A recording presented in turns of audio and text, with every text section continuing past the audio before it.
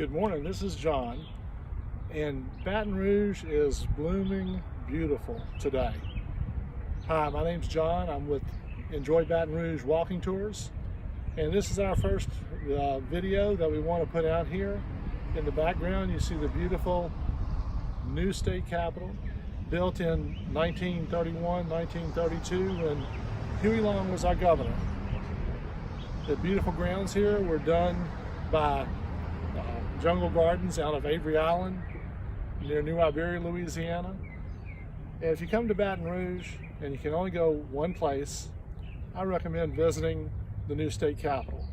From the 27th floor, you can see a panoramic view of Baton Rouge all the way to beyond Louisiana State University, an Exxon refinery on the north, and you get a tremendous overview of all that Baton Rouge was and is to be in the future.